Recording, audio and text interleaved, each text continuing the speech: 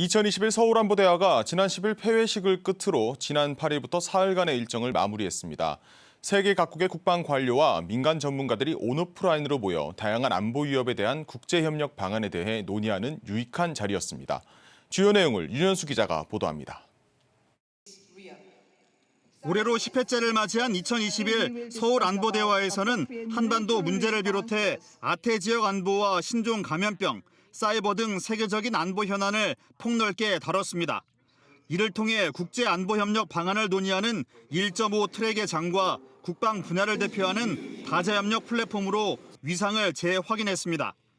이와 함께 새로운 안보 현안으로 떠오른 기후변화와 우주 안보 위협 이슈가 처음으로 주요 의제로 선정돼 행사의 격을 높였다는 평가를 받았습니다. 국경 없는 안보 위기와 다자적 대응이라는 대주제 아래 열린 행사는 3개 본회의와 3개 특별 세션, 특별 대담 등으로 구성됐고 한 아세안 국방차관회의와 한 폴란드 국방차관회의도 진행돼 온 오프라인으로 방산과 군수협력 강화 방안 등을 논의했습니다.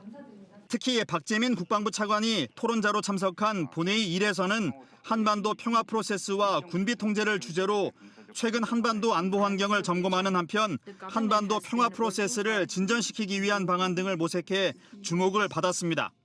미국과 일본 등 세계 각국의 전문가들은 한반도 평화 프로세스에 대해 공감하며 한반도의 평화와 번영을 구축하려는 정부의 일관된 노력에 지지를 보냈습니다.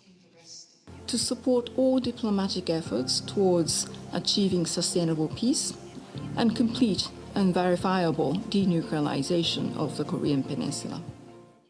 To change that dynamic. And we've seen that in many other contexts as well. For many years, the United States, first with the Soviet Union and then with Russia, had positive developments in so-called arms control because each side wanted to change the political relationship and used arms control and confidence building. 한편 박 차관은 지난 10일 폐회사에서 올해 행사는 국경 없는 안보 위기를 진단하고 다자 안보 협력을 통한 극복 방안을 모색하는 의미 있는 자리였다면서 아태 지역의 안전성과 안전한 사이버 공간을 위한 국제 협력 등 글로벌 안보 현안에 대한 전문가들의 식견과 경험을 공유하는 소중한 시간이었다고 평가했습니다. 특히 새롭게 부상한 비전통 안보 이슈로서 기후변화 대응에서의 군의 역할과 우주 영역에서 국제협력 논의를 처음으로 다뤘다는 점에서 의미를 더했다고 밝혔습니다.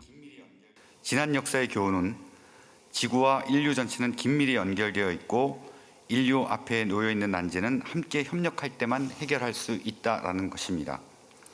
결국 국제사회가 연대와 협력의 정신으로 역량과 지혜를 모아 수많은 안보 위기를 극복하고 지속 가능한 평화로 나아갈 것이라고 믿습니다. 코로나19 상황 속에서도 성공리에 마무리된 2021 서울안보대화.